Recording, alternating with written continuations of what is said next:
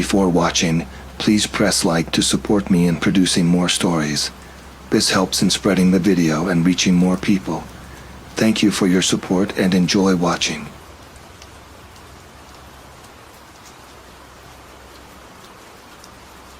The story I'm about to tell you is quite startling. A couple of years ago, back when I lived in the woods, I had a very close call with something coming into my house.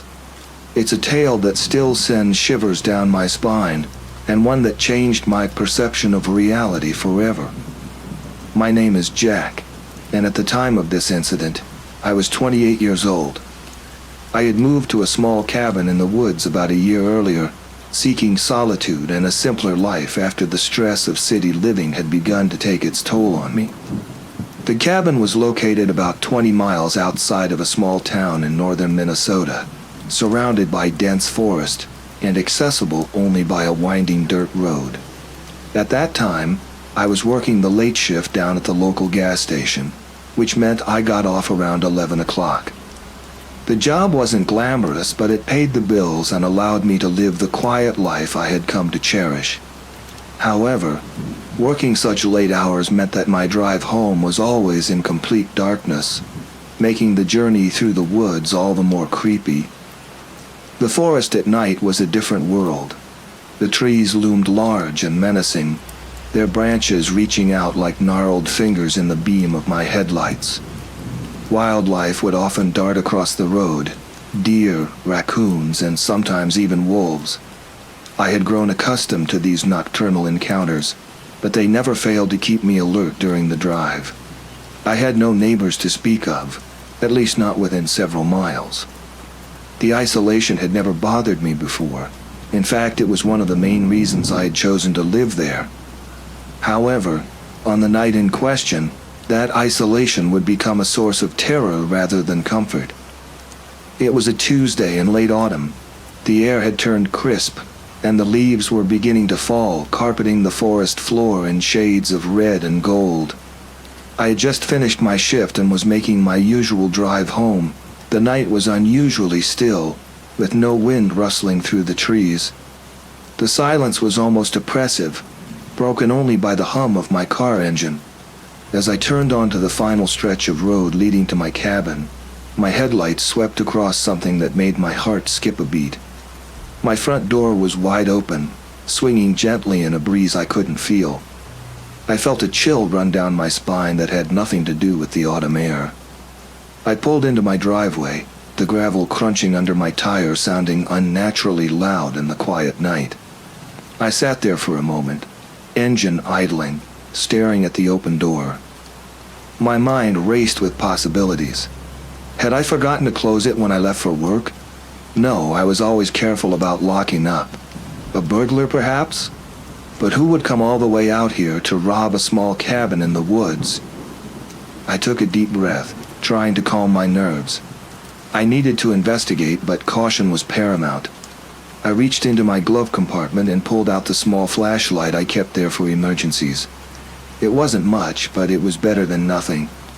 Slowly, I got out of the car, wincing at the sound of the door closing behind me.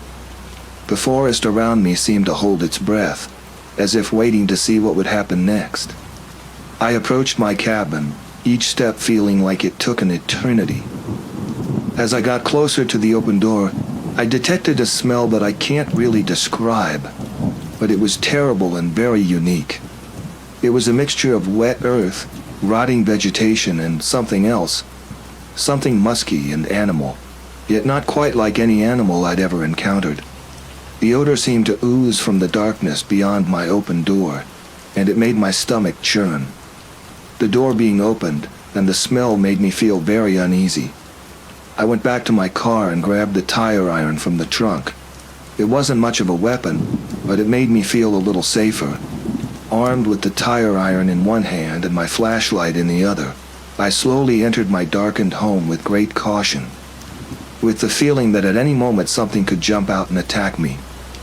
The beam of my flashlight cut through the darkness, revealing the familiar interior of my cabin. Everything looked normal at first glance. My old couch, the bookshelf filled with well-worn paperbacks, the small kitchenette in the corner. But as I swept the light around, I noticed small details that were off. A chair was knocked over. There were muddy footprints on the floor, too large to be human and shaped oddly, with long, curved impressions that might have been claws. My heart was pounding so hard I could hear it in my ears. I wanted to turn and run, to get in my car and drive away as fast as I could. But this was my home, and I needed to know what had happened here. I did a quick walk through my house, just making sure that there was nothing else lurking in the shadows. Thankfully, my search yielded no results. Whatever had been here seemed to be gone now, but the evidence of its presence remained, sending chills down my spine. In the bedroom, the covers on my bed were rumpled, as if something had been lying there. On the pillow, I found several long, coarse hairs that didn't belong to any animal I could identify. They were dark, almost black, and seemed to shimmer oddly in the beam of my flashlight. The bathroom mirror was shattered, shards of glass littering the sink and floor. And there, on one of the larger pieces, I saw something that made my blood run cold. It wasn't my reflection staring back at me, but the image of something else. Something with glowing yellow eyes and a muzzle full of sharp teeth. I blinked, and the image was gone, leaving only my own pale, terrified face. I backed out of the bathroom, my mind reeling. What was happening? Was I losing my mind? Or was there something in these woods, something that defied explanation? I spent the rest of the night on high alert, jumping at every creak of the floorboards, every rustle of leaves outside. I didn't dare try to sleep. Instead, I sat in my living room, tire iron clutched in my hands, watching the door and windows for any sign of intrusion. As the first light of dawn began to filter through the trees, I felt some of the tension leave my body. Whatever had been here, it seemed to have gone. But I knew I couldn't stay. This place, which had once been my sanctuary, now felt tainted, unsafe. I packed a bag with some clothes and essentials, my hands shaking as I moved around the cabin. As I was about to leave, I noticed something on the kitchen table that hadn't been there before. It was a small, intricately carved figurine, made of what looked like bone. It depicted a creature that was part man, part beast, with long claws and a wolf-like head. I didn't touch it, but I couldn't shake the feeling that it had been left as some kind of message or warning. I left the cabin that morning and never returned. I quit my job at the gas station and moved back to the city, trying to put as much distance between myself and those woods as possible. But the memory of that night has never left me. Sometimes, in my dreams, I still hear the creaking of my cabin door swinging open, still smell that terrible alien odor. I've tried to rationalize what happened, to explain it away as an overactive imagination or a prank gone too far. But deep down, I know the truth. There are things in this world that we can't explain, things that lurk in the darkness of the forest, waiting. And sometimes, if we're not careful, they find their way into our homes, into our lives, leaving us forever changed. So if you ever find yourself living alone in the woods, and you come home one night to find your door standing open, don't go inside. Don't investigate. Just turn around, get in your car, and drive away as fast as you can. Because some mysteries are better left unsolved, and some doors once opened can never truly be closed again.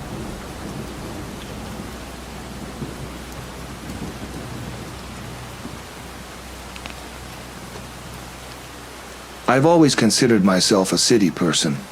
The hustle and bustle of urban life, the convenience of having everything at your fingertips, and the constant flow of people, that's what I was used to. But life has a way of throwing curveballs, and mine came in the form of a job transfer to a small town on the outskirts of a vast forest. At first I was hesitant. The idea of living so close to nature, away from the comfort of city lights and 24-hour convenience stores, was unsettling.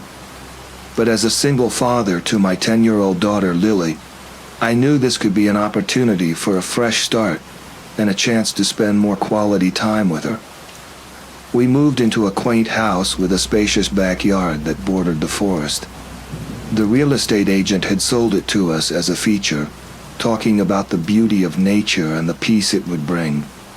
Little did I know that this proximity to the woods would lead to the most terrifying experience of my life. Lily, being the adventurous spirit she is, took to our new surroundings like a fish to water. She was fascinated by the trees, the birds, and the idea of exploring the great outdoors. It wasn't long before she started pestering me about going camping. "Dad, please, can we go camping? Pretty please?"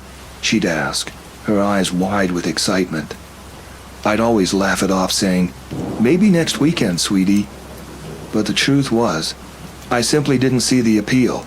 The idea of sleeping on the hard ground, battling mosquitoes, and being away from modern comforts didn't exactly scream fun to me. But Lily was persistent.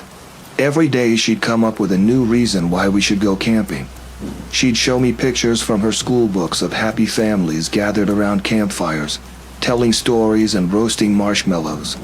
She'd talk about her classmates' camping adventures, her voice tinged with longing. As the weeks passed, I found myself running out of excuses. I realized that while camping might not be my idea of a good time, it clearly meant the world to Lily. And isn't that what being a parent is all about? Stepping out of your comfort zone for the sake of your child's happiness? So, one Friday evening, after a particularly long week at work, I made a decision that would change our lives forever. "Hey, Lily," I called out as I entered our home. "How would you like to go camping this weekend?" The look of pure joy on her face made any hesitation I had melt away. She squealed with delight, jumping up and down, her pigtails bouncing with each hop. "Really, Dad? You mean it? We're really going camping?" I nodded, a smile spreading across my face despite my reservations.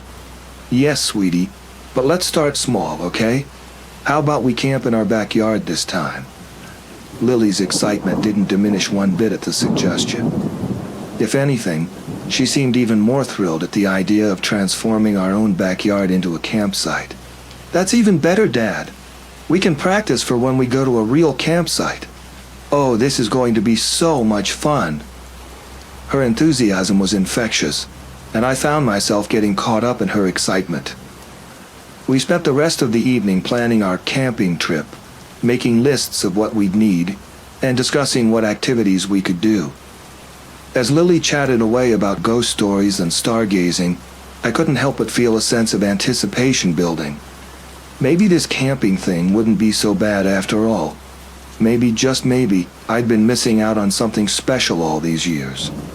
Little did I know that our innocent backyard camping adventure would turn into a night of unimaginable terror, one that would haunt me for years to come.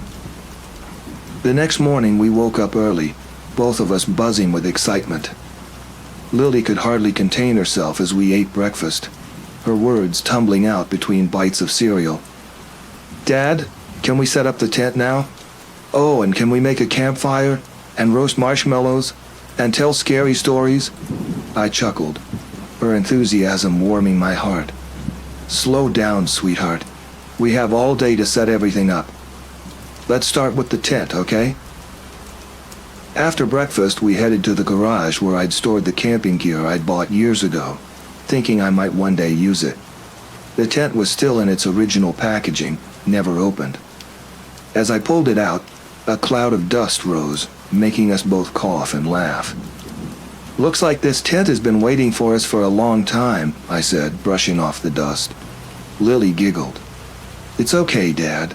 We're going to give it a great first adventure." We spent the next few hours setting up our campsite in the backyard.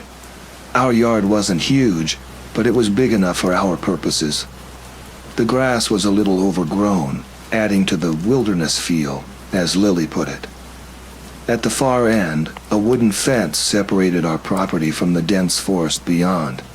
Setting up the tent proved to be more of a challenge than I'd anticipated. The instructions were vague at best, and more than once I found myself tangled in tent poles and canvas. Lily found this hilarious, of course, and her laughter echoed through the yard as she watched me struggle. "Dad, you look like a pretzel," she giggled as I tried to untangle myself from a particularly stubborn tent pole. I couldn't help but laugh along with her. "Well, how about you come help your pretzel dad then?" Together we managed to get the tent up. It wasn't perfect.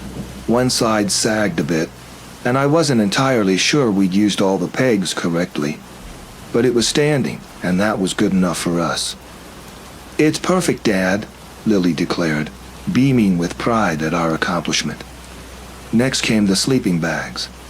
We unrolled them inside the tent, creating our cozy sleeping area. Lily insisted on arranging and rearranging the inside of the tent, making sure everything was just right. As the afternoon wore on, we tackled our next challenge, the campfire. Our backyard had a small fire pit that the previous owners had installed, which was perfect for our needs. Lily helped me gather small twigs and branches from around the yard for kindling, while I brought out some firewood I'd bought from the local hardware store. "Now remember, Lily," I said as we arranged the wood in the pit, "fire can be very dangerous. You must never try to start a fire on your own, okay?" She nodded solemnly. "I promise, Dad. I'll always wait for you." I smiled, proud of her maturity. "That's my girl. Now, want to see how to start a fire?" Her eyes lit up. "Yes, please." I showed her how to arrange the kindling in larger pieces of wood, explaining each step as I went. Then, with a flick of a match, our campfire came to life. The flames danced merrily, casting a warm glow as the sun began to set. Lily clapped her hands in delight. "We did it, Dad. We made a real campfire." As dusk settled in, our backyard was transformed. The flickering firelight cast long shadows, and the chirping of crickets filled the air. It felt like we were miles away from civilization, not just steps from our back door. We roasted hot dogs over the fire for dinner, followed by the obligatory marshmallows for dessert. Lily's face was a sticky mess of melted marshmallow and chocolate, but her smile was brighter than I'd seen in a long time. As we sat by the fire, bellies full and hearts content, Lily snuggled up next to me. "This is the best day ever, Dad," she said softly. "Thank you for doing this with me." I wrapped my arm around her, feeling a lump form in my throat. "You're welcome, sweetie. I'm glad we did this too." As the night deepened, we told stories by the firelight. Lily regaled me with tales from school and her own imaginative stories about magical forests and talking animals. I shared some of my childhood memories, carefully edited to be kid-friendly, of course. Eventually, Lily's eyelids began to droop, and I knew it was time to call it a night. "All right, camper," I said, ruffling her hair. "Time to hit the sack." We doused the fire, making sure it was completely out before heading to our tent. As we zipped ourselves into our sleeping bags, I couldn't help but feel a sense of accomplishment. We'd done it. We'd gone camping, even if it was just in our backyard. "Good night, Dad," Lily mumbled, already half asleep. "Love you." "Love you too, sweetheart," I whispered back. As I lay there in the darkness, listening to Lily's steady breathing and the night sounds around us, I felt a deep sense of peace. The worries of work, bills, and everyday life seemed far away.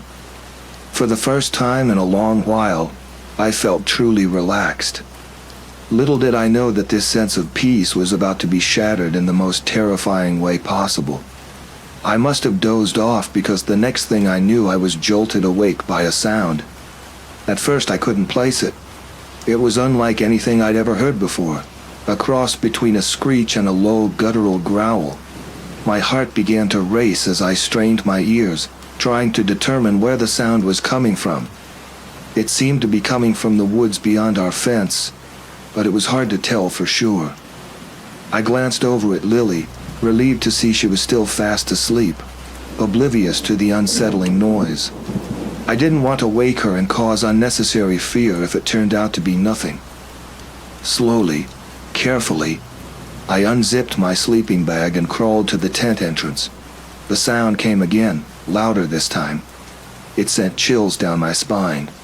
Whatever was making that noise, it wasn't any animal I was familiar with. I unzipped the tent flap just enough to peer out. The backyard was bathed in silvery moonlight, casting eerie shadows across the grass. Everything seemed still, peaceful even. But then I saw it. At the far end of the yard, near the fence bordering the forest, something moved. At first I thought my eyes were playing tricks on me. It looked like a shadow, darker than the surrounding night, shifting and undulating in a way that defied natural movement. I blinked hard, sure that when I opened my eyes again, the strange shape would be gone. But it wasn't. If anything, it seemed more defined now. As I watched, frozen in a mixture of fear and disbelief, the shape began to move. It was tall, impossibly tall, its limbs too long and jointed in all the wrong places. It moved with a fluid grace that was both mesmerizing and terrifying. My mind raced, trying to make sense of what I was seeing. Was this some kind of elaborate prank? A hallucination brought on by too many campfire stories? But deep down, I knew. This was real, and it was unlike anything I'd ever encountered before. The creature, for lack of a better word, seemed to be pacing along the fence line. Its movements were purposeful, almost as if it was patrolling. Every so often it would stop and turn its head towards our tent. I couldn't make out any features in the darkness, but I had the unsettling feeling that it was aware of our presence. I wanted to retreat back into the tent, to wake Lily and make a run for the house, but I was paralyzed with fear, unable to move or even call out. All I could do was watch in horrified fascination as this impossible being moved through our backyard. Suddenly, the creature stopped. It turned fully towards our tent, and I felt my blood run cold. Even though I couldn't see its eyes, I knew with absolute certainty that it was looking directly at me. For what felt like an eternity, we stayed like that. Me, peering out from the relative safety of the tent, and this otherworldly being, standing motionless in the moonlight. The night seemed to hold its breath, the usual sounds of crickets and distant traffic completely silenced. Then, without warning, the creature moved. It took a step towards our tent, its movement so fluid it seemed to glide across the grass. That was all it took to break me out of my paralysis. I scrambled backward, zipping the tent flap closed as quietly as I could with shaking hands. My heart was pounding so hard I was sure it would wake Lily. But she slept on, blissfully unaware of the terror just outside. I crawled back to my sleeping bag, my mind racing. What should I do? Should I wake Lily and make a run for it? But what if sudden movement attracted the creature's attention? Should I call for help? But who would believe me if I described what I'd seen? As I lay there, every muscle tense, straining my ears for any sound of approach, a new noise cut through the silence. It was a scratching sound, like claws or long nails dragging across the fabric of the tent. I held my breath, my eyes wide in the darkness. The scratching continued, moving slowly around the perimeter of the tent. It was as if the creature was testing, searching for a way in. I reached out and grasped Lily's hand, ready to shake her awake at a moment's notice. But still, I hesitated. As long as the creature remained outside, maybe it was better to let her sleep through this nightmare. The scratching stopped at the tent entrance. I could hear something breathing heavily just on the other side of the thin fabric barrier. It was a wet, raspy sound that sent shivers down my spine. Then, slowly, the zipper of the tent began to move. In that moment, survival instinct took over. I shook Lily awake, clamping my hand over her mouth to stifle any noise she might make. Her eyes flew open, filled with confusion and fear as she saw the panic on my face. I put a finger to my lips, signaling her to be quiet, then pointed to the tent entrance. Lily's eyes widened as she saw the zipper slowly, inexorably being pulled up. She clutched my arm, trembling. I had to make a decision. We couldn't stay here. trapped like animals in a cage. Our only hope was to make a run for the house. It was risky, but it was our only chance. I leaned close to Lily's ear and whispered as quietly as I could. "When I say go, run to the house as fast as you can. Don't look back. Just run, okay?" She nodded, her face pale in the dim light. The zipper was almost at the top now. I tensed, ready to spring into action. Just as I saw a long, pale hand begin to push through the opening, I shouted, "Go!" We burst out of the tent, catching the creature by surprise. In the split second I allowed myself to look, I saw it recoil, momentarily stunned by our sudden appearance. Lily was ahead of me, running full tilt towards the house. I was right behind her, my heart pounding in my ears.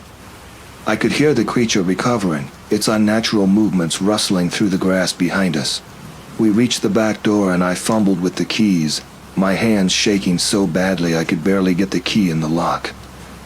I risked a glance over my shoulder and immediately wished I hadn't. The creature was crossing the yard with impossible speed, its long limbs eating up the distance between us. In the full moonlight, I could see it clearly for the first time, and the sight nearly stopped my heart. It was vaguely humanoid, but that's where any resemblance to humanity ended. Its skin was a sickly pale color, stretched tight over an emaciated frame. Its arms and legs were too long, jointed in ways that defied anatomy. But it was the face that would haunt my nightmares for years to come. Where there should have been eyes, there were only dark, empty sockets. Its mouth was a gaping maw filled with needle-sharp teeth. As it ran, it let out that terrible screeching growl I'd heard earlier.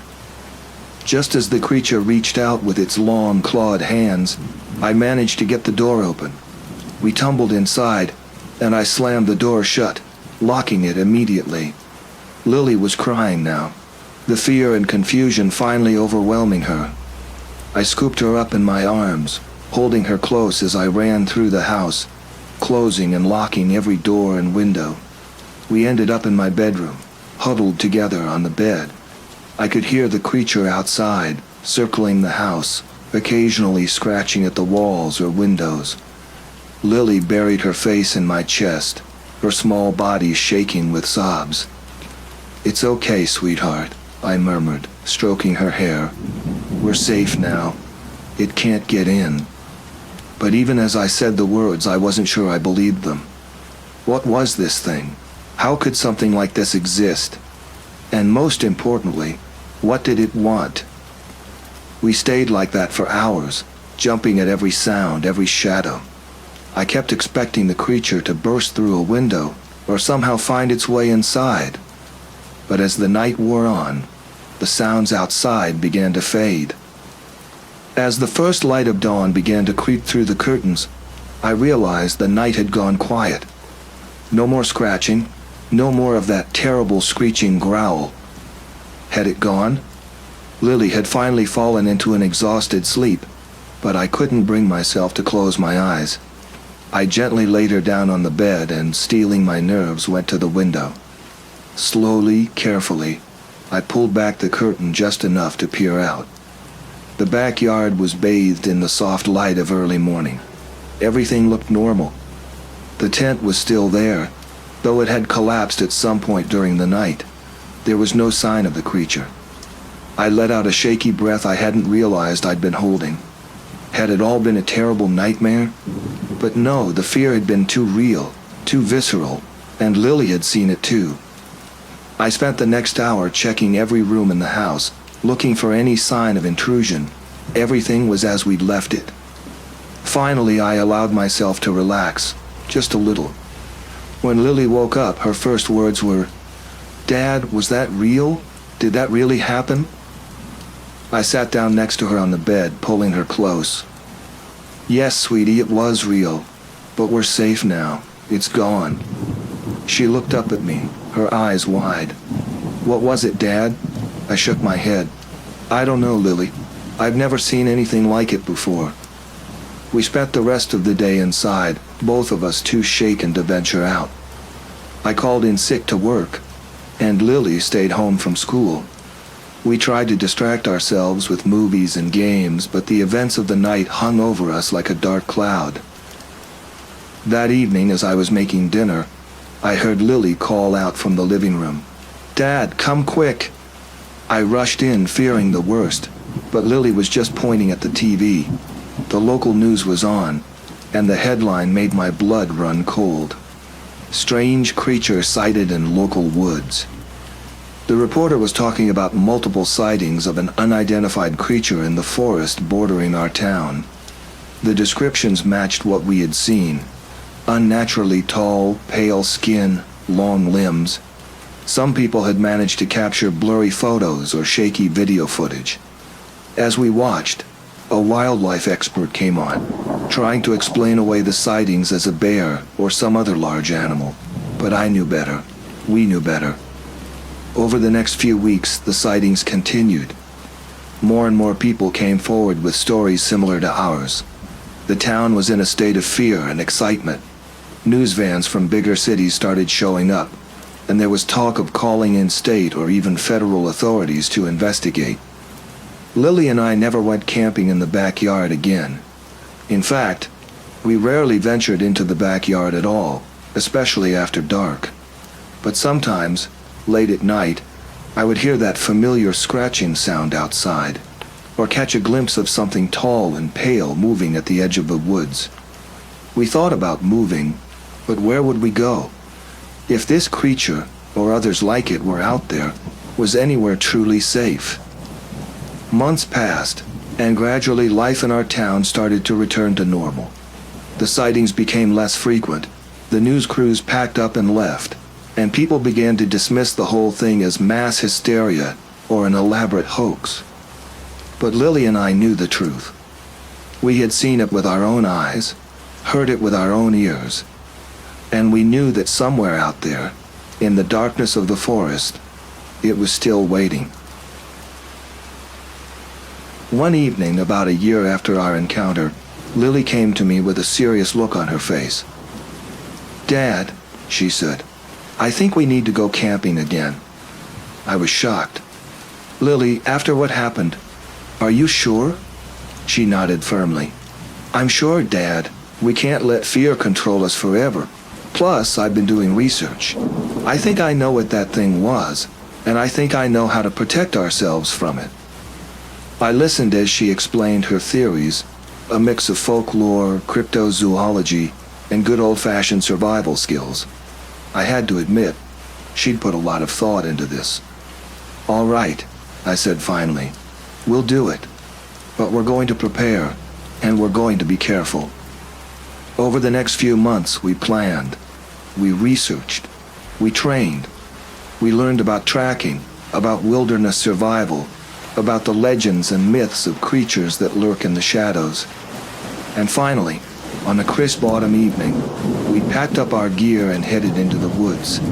Not our backyard this time, but the real thing. As we hiked deeper into the forest, I felt a mixture of fear and excitement. I knew the creature might be out there, watching, waiting. But this time we were ready. As we set up our campsite, I realized something had changed. The forest no longer seemed like a place of terror, but a place of mystery and adventure. Yes, there were dangers out there, things beyond our understanding. But there was also beauty and wonder, and the thrill of discovery. That night, as Lily and I sat by our campfire telling stories and roasting marshmallows, I felt a sense of peace wash over me. We had faced our fears, confronted the unknown, and come out stronger for it. And if that creature, or anything else, decided to pay us a visit, well, this time we'd be ready. As I looked across the fire at Lily, her face glowing in the firelight, I saw not just my little girl, but a brave, curious, resilient young woman. Whatever challenges life might throw at us, whatever strange and terrifying things might be lurking in the shadows, I knew we could face them together. And so, dear listener, that's my story. A tale of terror, yes, but also a tale of growth, of facing fears, and of the unbreakable bond between a father and daughter. Remember, The next time you're in the woods and you hear a strange sound or see a shadow move in a way it shouldn't, it might not be your imagination, but don't let that stop you from exploring, from seeking adventure. Just be prepared, be brave, and always keep your loved ones close. For in the end, it's not the monsters in the dark that define us, but how we face them, and who we face them with.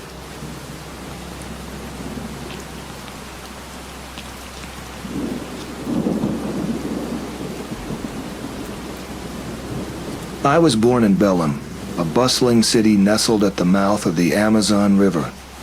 My early years were spent in the comforting embrace of my grandparents' home on the outskirts of the city, where the urban sprawl of Belém began to give way to the lush greenery of Ananindeua. Those were simpler times, filled with the aroma of my grandmother's cooking and the rhythmic creaking of my grandfather's rocking chair on the porch. Little did I know that my idyllic childhood was about to be shattered by a series of events that would alter the course of my life forever. It began with the passing of my beloved grandfather. I remember the day vividly. The hushed voices, the black clothes, the suffocating smell of lilies. I was too young to fully comprehend the finality of death, but I understood that a vital presence had been torn from my world. The void left by my grandfather's passing seemed to create a rift in our family's foundation. Within months, my parents' marriage, which I had always perceived as unshakable, began to crumble. Their arguments, once rare and quickly resolved, became frequent and venomous. I would often find myself huddled in my room, hands clasped over my ears, trying to drown out their raised voices. The divorce, when it finally came, was like a thunderclap in a clear sky. Suddenly my world was divided into two separate spheres. My mother's apartment in the city center and my father's new life in a different neighborhood. I felt like a planet knocked out of orbit, oscillating between two suns, never quite finding my place. As if fate hadn't dealt us enough blows, my grandmother's mind began to slip away. It started with small things, forgetting where she had placed her glasses, mixing up the names of her grandchildren. But soon, it became clear that this wasn't mere absent-mindedness. The vibrant, loving woman who had been the cornerstone of our family was being consumed by the insidious progression of Alzheimer's disease. Watching her decline was perhaps the most painful experience of all. There were moments of lucidity when she would look at me with recognition, her eyes lighting up with the warmth I remembered. But these moments became increasingly rare, replaced by vacant stares and confused mumbling. The woman who had taught me to read, who had patiently guided my clumsy fingers as I learned to tie my shoelaces, was fading away before my eyes. It was in the wake of these upheavals that my father made the decision to move into a house in the heart of Belém. This house, I would later learn, had been built by my grandmother in the 1970s, during happier times. Little did we know that this seemingly ordinary dwelling would become the stage for a series of extraordinary and terrifying events that would challenge everything I thought I knew about the world. The house on Rua das Mangueiras stood out from its neighbors, not because of any architectural grandeur, but because of the sense of history that seemed to cling to its walls. As we approached it for the first time, I remember feeling a strange mix of excitement and apprehension. The large front yard was overgrown, nature reclaiming what had once been a well-manicured lawn. Two doors faced the street, one leading to the kitchen, the other to the living room. They seemed to stare at us like eyes, wary of our intrusion. My father unlocked the kitchen door, then we stepped into a time capsule. The air was thick with the musty smell of disuse, mingled with the lingering aroma of decades-old cooking. Dust motes danced in the shafts of sunlight that managed to penetrate the grimy windows.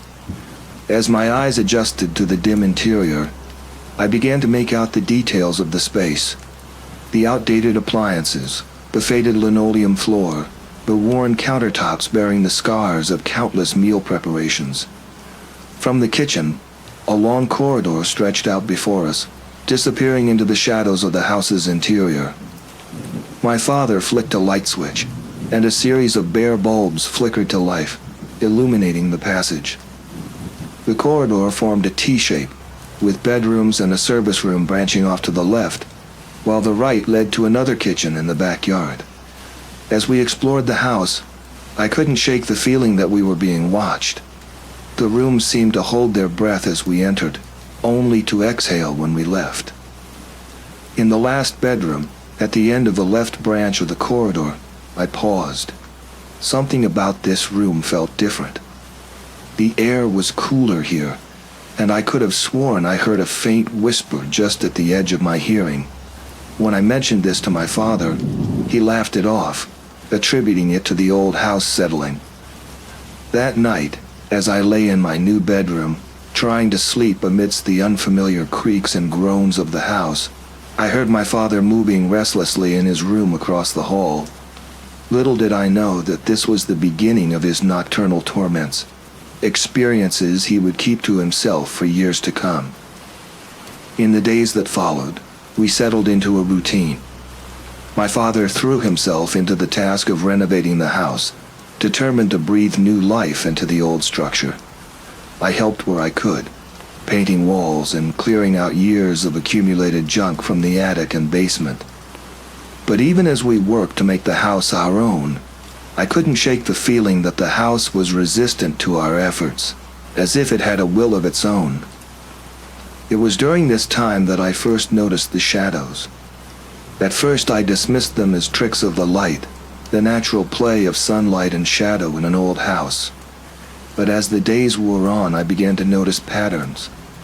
The shadows seemed to move independently of any light source, darting from room to room when viewed from the corner of my eye. When I tried to focus on them directly, they would vanish, leaving me questioning my own perceptions. My father never mentioned seeing anything unusual, but I began to notice changes in his behavior. He became more withdrawn, spending long hours in his study, poring over old books and papers. At night, I would often hear him pacing in his room, muttering to himself in low, urgent tones. When I asked him about it, he would brush off my concerns, insisting that he was just having trouble sleeping in the new environment. It wasn't until years later, after my father's passing, that I would discover the truth about those early days in the house on Rua das Mangueiras. His diary, found tucked away in a drawer of his desk, would reveal the full extent of the terror he had experienced, and kept hidden from me. The discovery of my father's diary in 2006 was like opening Pandora's box. The leather-bound journal, its pages yellowed with age and filled with my father's precise handwriting, told a story so terrifying that it shook me to my core. As I read entry after entry, I began to understand the true nature of the house we had lived in, and the horrors my father had endured in silence. The first entry was dated just a week after we moved in, July 15th, 1995. It happened again last night. The screaming, the banging on my bedroom door. It sounds like a crowd of people angry and desperate. But when I gather the courage to open the door, the hallway is empty and silent. Am I losing my mind? As I read on, the entries became more detailed, more frantic. My father described seeing shadowy figures moving through the T-shaped corridor, always darting from right to left. He wrote about feeling a presence in his room at night, a weight on his chest that made it difficult to breathe. The maids he hired to help with the housework reported similar experiences, refusing to stay in the house after dark. One entry particularly chilled me. September 3rd, 1995. I saw her today. A woman in a white dress, standing at the end of the corridor. She was translucent, like a projection on mist. When I called out, she turned to look at me. Her face, God help me, her face was a void, a black emptiness where features should have been. I ran back to my room and locked the door. I can still hear her fingernails scratching at the wood. Reading these accounts, I felt a mix of horror and guilt. How could I have been so oblivious to my father's suffering? Why hadn't he confided in me? The answer, I realized, lay in his final entries. He had been protecting me, shielding me from the terrors that plagued our home. June 10th, 2006. I can't keep this up much longer. The entities in this house are growing stronger, more bold. But I can't leave. I won't leave my child to face this alone. I'll find a way to end this, to cleanse this house. If anything happens to me, I pray that this diary finds its way to my child. Knowledge is power, and in this case it may be the only defense against the darkness that dwells here. This was the last entry in the diary. My father passed away a week later, officially from a heart attack. But now, reading his words, I couldn't help but wonder if there was more to his death than natural causes. The diary ended, but our story in the house was far from over. As my mother and I moved in following my father's death, the strange occurrences continued, affecting everyone except me. It was as if I was blind to a world that others could see clearly, and this frustrated me to no end. I yearned for proof, for a glimpse into the supernatural realm that seemed to coexist with our mundane reality. This frustration would lead me down a path of spiritual exploration, delving into various forms of occultism and esoteric practices. Little did I know that my search for answers would only lead to more questions, and that the house on Rua das Mangueiras had many more secrets to reveal. In the years following my father's death, my frustration at being unable to experience the supernatural phenomena that seemed to affect everyone else in the house grew into an obsession. I became determined to pierce the veil between worlds, to see and understand what my father had seen. This determination led me on a journey through various spiritual and occult practices, each promising enlightenment and supernatural power. My first foray was into Gnosticism. The idea of hidden knowledge, of a truth concealed from the masses, appealed to my desire for understanding. I spent months poring over ancient texts, meditating on esoteric symbols, and attempting to achieve gnosis, direct experience of the divine. But despite my efforts, the shadows remained resolutely invisible to me, and the house's mysteries remained unsolved. Undeterred, I turned to voodoo. The raw power of this Afro-Caribbean religion with its drums and possessions seemed like it might be the key to unlocking my latent abilities.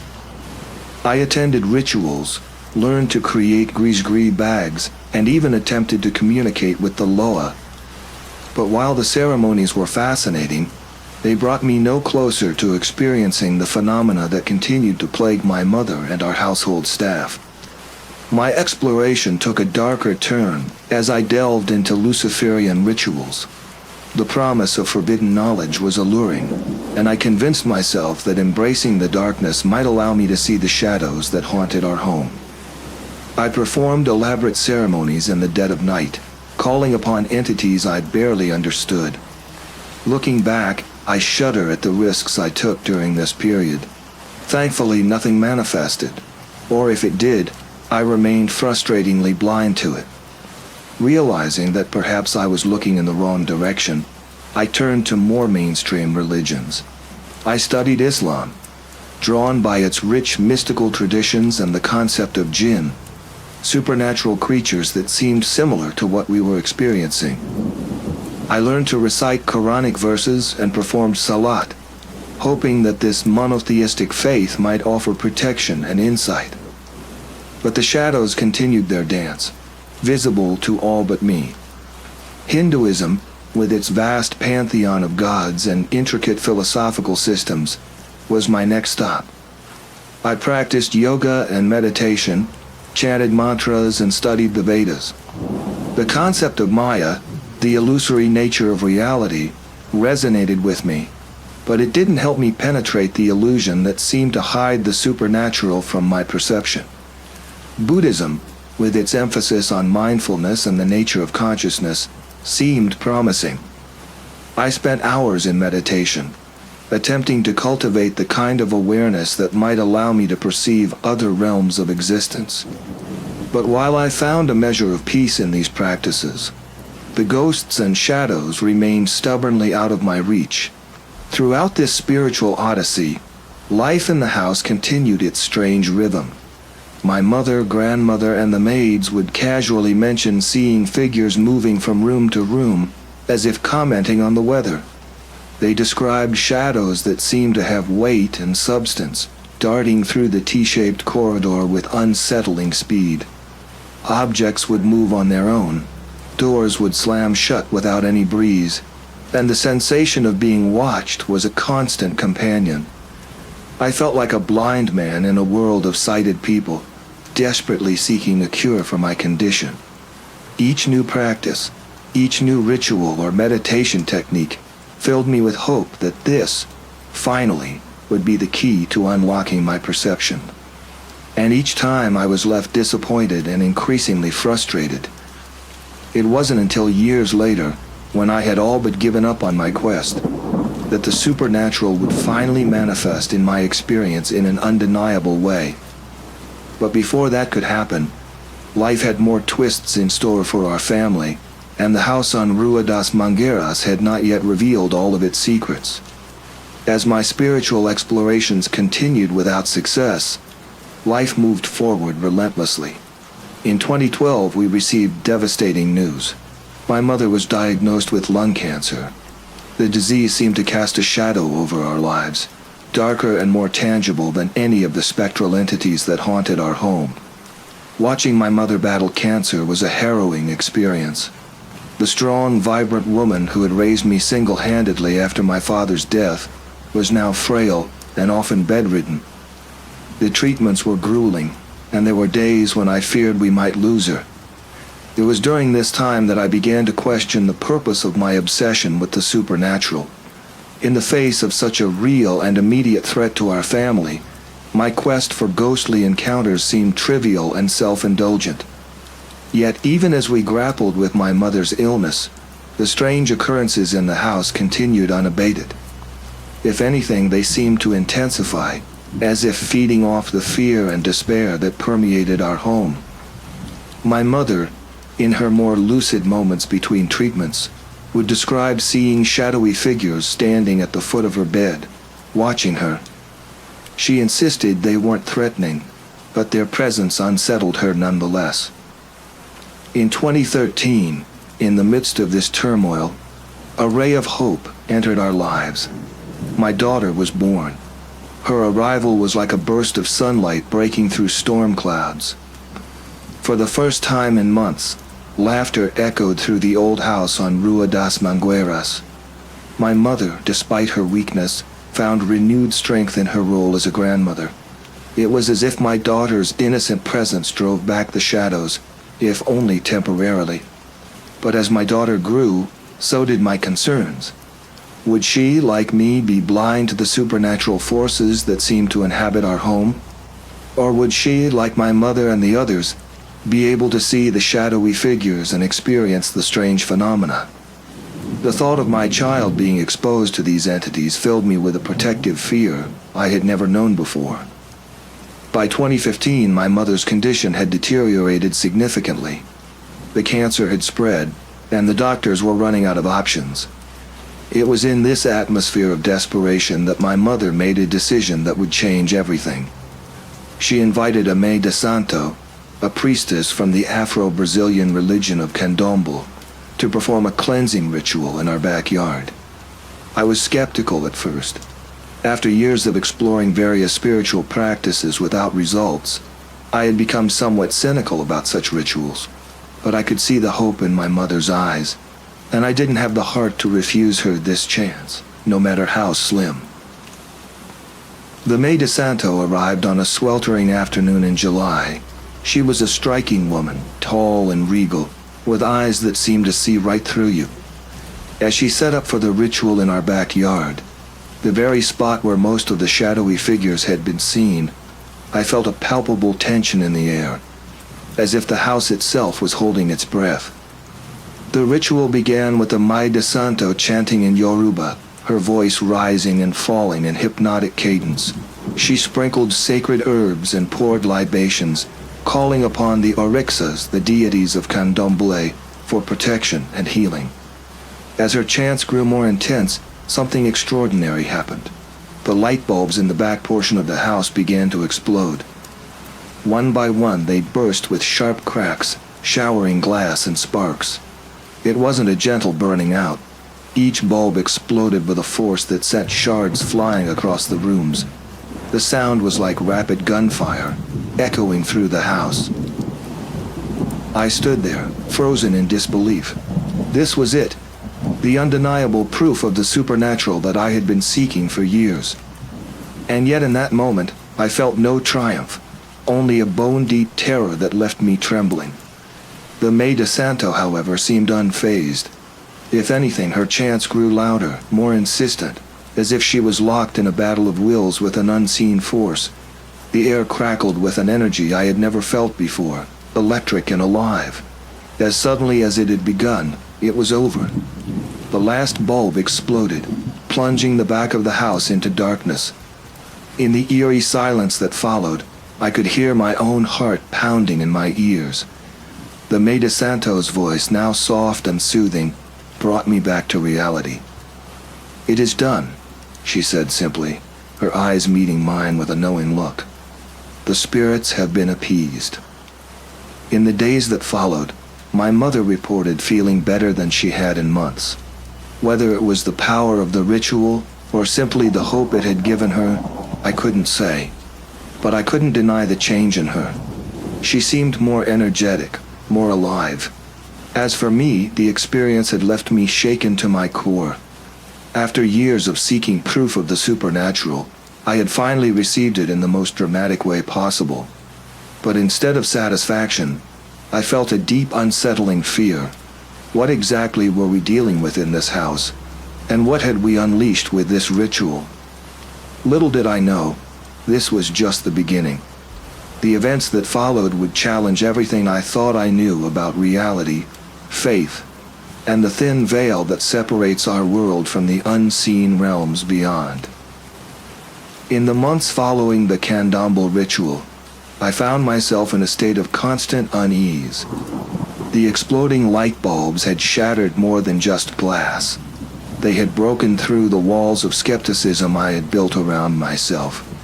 I could no longer deny the reality of the supernatural forces at work in our home.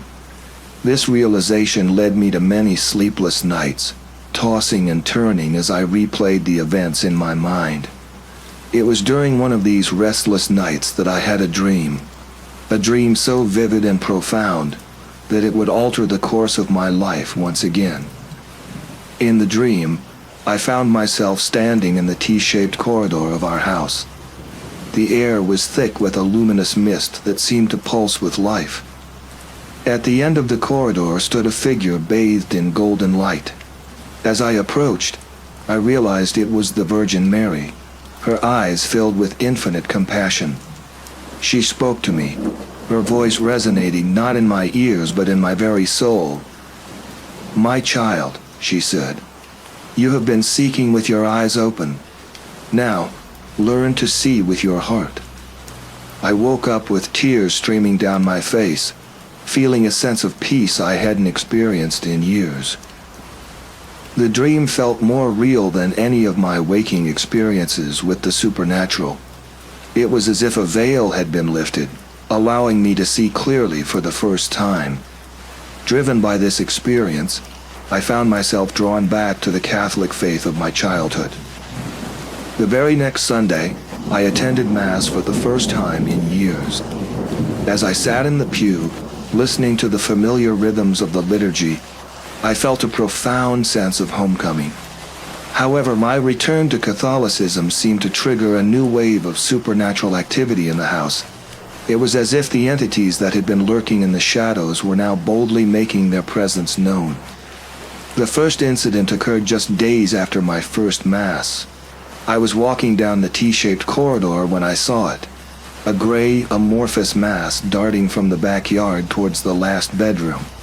It moved with startling speed, But what struck me most was the sense of intelligence behind its movement. This wasn't some mindless specter. It felt like a conscious entity, observing and reacting to my presence. Weeks later, on a quiet afternoon, I had an encounter that chilled me to the bone. I was passing by one of the bedrooms when I caught a glimpse of movement. A little girl, no more than 6 or 7 years old, ran from one room to another. She had bright blonde hair, fair skin, and wore a white lace dress that seemed to belong to another era. My heart racing, I followed her into the bedroom, calling out softly. But when I entered the room, it was empty. There was no sign of the child, no place she could have hidden. The window was closed and latched from the inside. It was as if she had simply vanished into thin air. These experiences, as terrifying as they were, also filled me with a strange sense of validation. After years of being the only one unable to see the supernatural activity in the house, I was now experiencing it firsthand. But with this validation came a growing fear. What were these entities? What did they want? And more importantly, were they a threat to my family? My spiritual journey wasn't over yet. As I delved deeper into my renewed faith, I felt drawn to the rich traditions and mysticism of Eastern Orthodoxy. The icons, the incense, the sense of ancient wisdom, all of it spoke to something deep within me. After months of study and contemplation, I made the decision to convert to Orthodox Christianity. Little did I know that this decision would mark the beginning of the most intense and terrifying period of supernatural activity our house had ever seen. The entities that haunted our home seemed to react to my newfound faith with a fury that would test the limits of my sanity and my belief. As I embraced my new spiritual path, I couldn't shake the feeling that I was being watched more closely than ever before. The shadows in the corners seemed darker, the whispers in the night more insistent. It was as if my declaration of faith had drawn a line in the sand, and the entities on the other side were preparing for battle.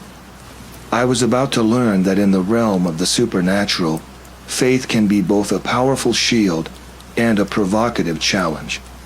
The events that followed would push me to the very edge of my beliefs and force me to confront the darkness that had taken root in our home.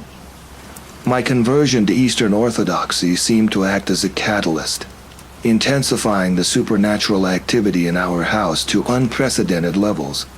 It was as if my embrace of this ancient faith had stirred up a hornet's nest of spiritual entities, each more determined than the last to make their presence known.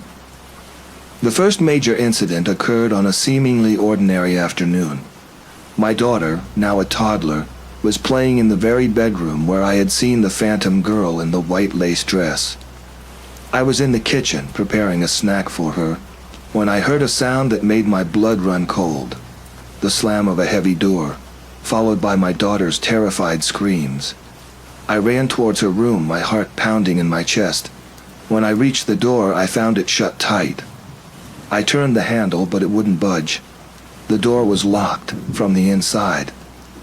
"Sweetie, can you open the door?" I called out, trying to keep the panic out of my voice. But my daughter's only response was continued screaming and crying. A primal fear took over me. I threw my body against the door, once, twice, 3 times. On the 4th attempt, I felt something give way. The door burst open, nearly coming off its hinges. My daughter was huddled in the corner of the room, her eyes wide with terror. I scooped her up in my arms, murmuring soothing words as I checked her for any injuries. Physically, she was unharmed, but the fear in her eyes told me that the damage went deeper than any physical wound. As I calmed her down, I surveyed the room. Nothing seemed out of place, and yet the atmosphere felt charged, as if the air itself was crackling with an unseen energy. The door, which I knew for a fact didn't have a lock, now sported a heavy antique latch that I'd never seen before. As I watched, the latch seemed to shimmer and then fade away, leaving the door as it had always been. This incident shook me to my core. It was one thing for these entities to target me, but threatening my child crossed the line. I knew I had to take action to protect my family. Drawing on my newfound Orthodox faith, I decided to create a spiritual barrier in our home. I hung religious icons in the T-shaped corridor, focusing on powerful protectors like Saint Michael the Archangel and Saint George the Dragon Slayer. I blessed each room with holy water and recited prayers of protection. To my relief, these measures seemed to have an effect.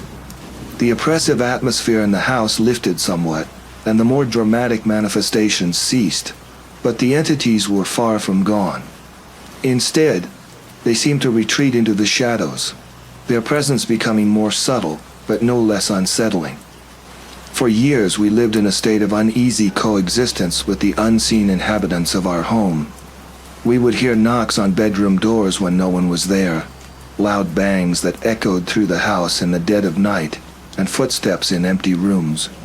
The shadows continued their dance at the edges of our vision, always just out of clear sight. Some of the occurrences were almost comical in their absurdity.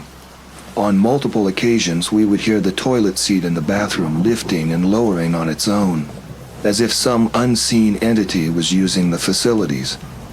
It was tempting to laugh off these incidents, to try and find rational explanations. But we knew better. The house had shown us too much of its true nature for us to doubt anymore. Even my daughter, as she grew older, began to have her own encounters. One night, when she was about 5 years old, she woke up needing to use the bathroom. As she sat on the toilet, still groggy with sleep, she saw something that would haunt her dreams for years to come. A tall, lanky gray figure stood in the doorway, watching her. Its face was featureless, except for a wide, sharp-toothed grin that seemed to split its head in half. As my daughter stared in horror, unable to move or cry out, the figure raised a long-fingered hand as if in greeting. Then, in the blink of an eye, it was gone. When she told me about this encounter the next morning, I was torn between wanting to dismiss it as a nightmare and the chilling certainty that what she had seen was all too real. The description matched too closely with other sightings in the house to be mere coincidence. As the years passed, we learned to live with the constant undercurrent of supernatural activity. It became a part of our daily lives, as routine as the creaking of old floorboards or the whistle of wind through loose window panes. But we never let our guard down completely. We knew that at any moment, the tenuous peace could be shattered, and the entities could once again assert their presence in more dramatic and terrifying ways. Little did we know that the most chilling encounter was yet to come, an event that would force us to confront the true nature of the forces we were dealing with, and question everything we thought we knew about the barriers between our world and the realms beyond. It was a balmy evening in Belem, the kind where the air hangs heavy with humidity and the scent of blooming jasmine. My daughter was at a sleepover, leaving the house unusually quiet. My wife and I were in our bedroom, enjoying a rare moment of peace as we chatted about the events of the day. Our conversation drifted to a young woman we knew, recently married and expecting her first child. We spoke of her excitement, her hopes and fears about impending motherhood. It was a normal, mundane conversation, the kind that happens in countless homes every night. But what happened next was far from normal. As we talked, a voice suddenly cut through our conversation. Clear and distinct, it said, "Yo quiero a minha mãe." I want my mama, in English. The voice seemed to come from within our very walls, as if the house itself was speaking. We froze, our own conversation dying mid-sentence. The voice was unsettling not just in its sudden appearance, but in its quality. It sounded like an adult trying to mimic a child's voice, a grotesque parody of innocence that sent chills down my spine. For a moment we sat in stunned silence, looking at each other with wide eyes. Then, almost against my will, I felt a surge of anger rise within me. After years of enduring these supernatural intrusions, this felt like a violation of our most intimate spaces. "Shut up!" I shouted at the unseen entity. "I hate you. You'll lose anyway." As soon as the words left my mouth, I felt a shift in the atmosphere of the room. The air seemed to grow colder, and the shadows in the corners deepened. It was as if my outburst had provoked a response from whatever forces inhabited our home. Determined to find a rational explanation, I went outside to check with our neighbors. But they were all gathered in their front yard, a good 30 meters away from where we had heard the voice. There was no way their conversation could have carried so clearly into our bedroom. As I returned to the house, a chilling realization settled over me. This was no trick of acoustics, no overheard snippet of conversation. The voice we had heard was something else entirely, something that defied rational explanation. This incident marked a turning point in our relationship with the supernatural forces in our home. It was as if a line had been crossed, a boundary violated. The entities were no longer content with shadows and movement. They had found a voice, and they were using it to communicate directly with us. In the days and weeks that followed, we were on high alert, constantly listening for any further vocal manifestations. But the house remained stubbornly silent, as if the entities were waiting, biding their time for their next move. This experience forced me to confront my beliefs about the nature of these supernatural occurrences. As an Orthodox Christian, I didn't believe in ghosts in the conventional sense. Our faith teaches that after death, souls go either to heaven or to hell, not lingering in earthly realms. But if not ghosts, then what were we dealing with? The more I pondered this question, the more I began to suspect that we were facing something far more sinister and complex than mere spectral remnants of the deceased. I began to see our supernatural roommates not as lost souls, but as demons, entities that thrive on deception and fear. This realization was both terrifying and oddly comforting. Terrifying because it meant we were up against forces of genuine evil. Comforting because my faith gave me tools to combat such entities. I doubled down on my spiritual practices, praying more fervently than ever before. I sought guidance from my priest, who listened to my story with a grave expression, before offering prayers of protection and advice on strengthening our spiritual defenses. But even as I fortified our home spiritually, I couldn't shake the feeling that we were engaged in a battle that was far from over. The voice in the walls had opened a new chapter in our haunted saga, one that would challenge our sanity, our faith, and our very understanding of reality. As I write this memoir, sitting in the very house where all these events transpired, I can't help but wonder what the future holds. Will we ever be free of these supernatural presences? Or are we destined to continue this uneasy coexistence, always waiting for the next manifestation, the next intrusion from the world beyond? One thing is certain. Our experiences in this house have forever changed us. We've glimpsed a reality beyond the veil of the everyday world, a reality that most people never encounter. It's a heavy knowledge to carry, but also a profound one. To those who might read this and doubt, I can only say this: there are more things in heaven and earth than are dreamt of in your philosophy.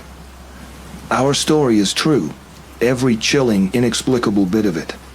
And if it serves as a warning, a call to open your eyes to the unseen realities that surround us all, then perhaps all our fear and struggle will have served a purpose.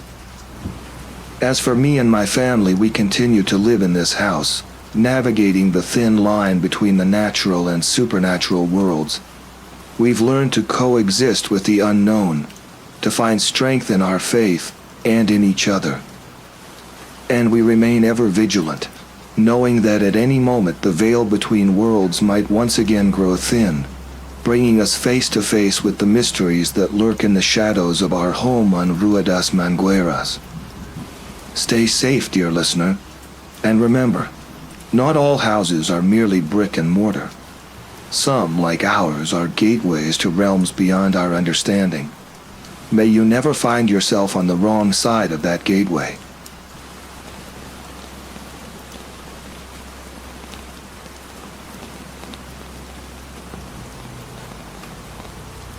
We've never spoken about this particular event, not even among ourselves after it happened. It was with my friends Ben and Ryan and myself going camping into the woods, like we used to do when we got a weekend off, or at least used to do before this. The three of us had been friends since high school. Ben was the adventurous one, always pushing us to try new things. Ryan was more cautious, a bit of a worrier, but he'd go along with our plans most of the time. And me? I guess I was somewhere in between, the mediator of our little group. We'd made it a tradition to go camping at least once a month. It was our way of escaping the pressures of our jobs and the noise of the city. We'd spend weekends exploring different forests, hiking trails, and discovering hidden spots of natural beauty. In general, we tried to go to new places. There was this one forest in particular situated 2 hours away from our city that we'd been told about. It was supposed to be beautiful, with dense woods, crystal clear streams, and stunning vistas. But it also had a reputation. We'd been putting it off for a while because it was said to be dangerous, packed with wild animals that would attack campers often. The locals had all sorts of stories about people going missing in those woods, about strange noises heard in the dead of night, about hikers found wandering, babbling about things that couldn't possibly exist. Ben, in his usual part of trying to be a badass, said he would take out his shotgun and we'd be safe. "Come on, guys," he'd said, his eyes gleaming with that familiar spark of excitement. "We can't call ourselves real outdoorsmen if we let a few campfire stories scare us off." Ryan was a bit of a wimp, but he agreed, albeit reluctantly. "I don't know, man," he'd said, fidgeting with the zipper of his jacket. "Maybe we should pick somewhere else. Somewhere, less likely to get us killed." But Ben was persuasive, and I have to admit I was curious too. So we decided to go for it. We packed our gear, loaded up Ben's old pickup truck, and set off early one Friday morning. The drive there was beautiful. As we got further from the city, the landscape changed. Urban sprawl gave way to rolling hills, which in turn became more rugged, more wild. The road wound through increasingly dense forest, the trees pressing close on either side. We arrived at the trailhead by mid-afternoon. The parking lot was empty, which should have been our first warning sign. It was a beautiful summer day, perfect for hiking and camping. Where was everyone? But we were too excited to pay much attention to that detail. We shouldered our packs, Ben made sure his shotgun was secure, and we set off down the trail. The forest was beautiful, I'll give it that. The trees were old and tall, their branches forming a canopy high above us that filtered the sunlight into a soft green glow. The air was fresh and cool, filled with the scent of pine and rich earth. We hiked for a couple of hours before finding a suitable campsite. It was a small clearing near a babbling brook, perfect for our needs. We set up camp, pitched our tents, and gathered wood for a fire. As the day wore on, and the shadows lengthened, an odd feeling began to settle over me. It was quiet, too quiet. There were no bird calls, no rustling of small animals in the underbrush. Even the brook seemed to be running silently. I mentioned it to the others, but Ben laughed it off. "You're letting those stories get to you," he said, stoking the campfire. "Relax, enjoy the peace and quiet." Ryan, though, I could tell he felt it too. He kept glancing at the darkening woods around us, his shoulders tense. Night fell, and we sat around the fire talking and joking, trying to dispel the growing sense of unease. Ben broke out a bottle of whiskey, and we passed it around. The alcohol helped, warming us from the inside and loosening the knot of tension in my chest. It was about half an hour later when we decided to go for a walk. In hindsight, it was a stupid idea. We were in unfamiliar woods, it was dark, and we'd been drinking. But at the time, it seemed like a good way to walk off the whiskey and enjoy the night air. Ben took his shotgun. "Just in case," he said with a wink. Ryan grabbed a flashlight, and I made sure our fire was secure before we set off. We started to hear noises getting closer to us, They sounded like footsteps of several big creatures closing in on us, but to this day I swear I could also hear soft whispers beneath the noises.